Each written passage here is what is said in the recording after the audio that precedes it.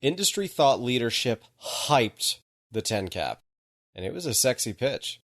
Buy a diamond in the rough no one else considers buying for a 10% capitalization rate from an aging baby boomer who will offload their mismanaged property with seller carry.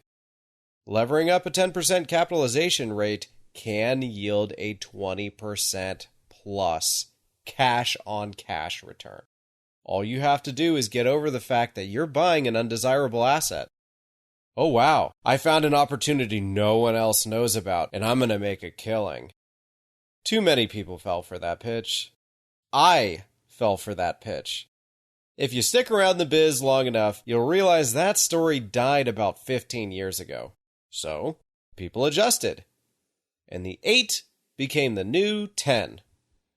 If you pull in investor dollars promising an 8% preferred return and some kind of split above that, then buying an 8 cap makes sense.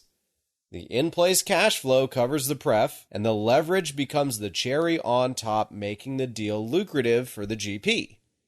Sadly, even that strategy has been dead for a few years now. If you follow NKF or JLL, both institutions put out quarterly statistics on manufactured housing that includes national cap rates.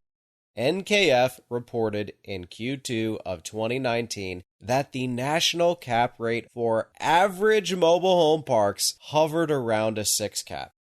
You heard right, a 6 cap.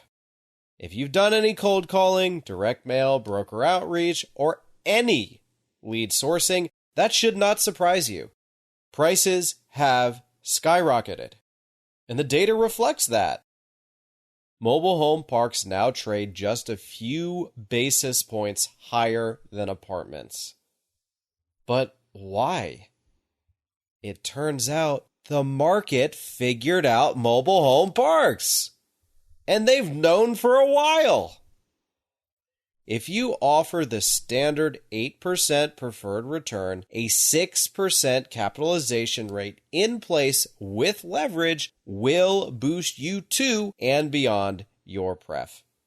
If you are bullish on mobile home parks, who cares if the deal has slim margins? Even if you just barely hit your pref, in the long run, these mobile home parks should be worth more, making your IRR and equity multiplier still strong. And they're recession resistant, right? So, the 6 became the new 8.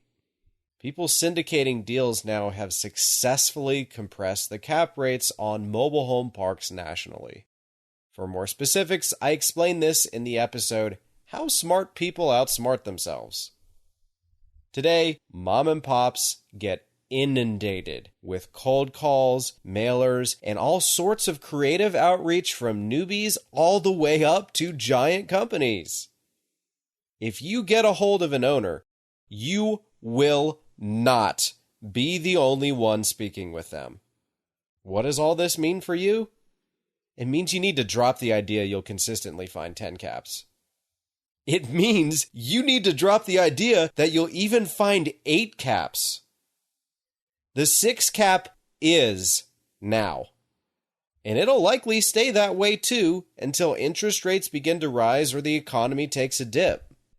Even then, it feels like every week I hear of another group that just raised $10 million or more announcing their entry into the space. If you don't have a unique strategy, you will struggle. Even worse news, funds tend to have around a 2-year maturity to place the capital.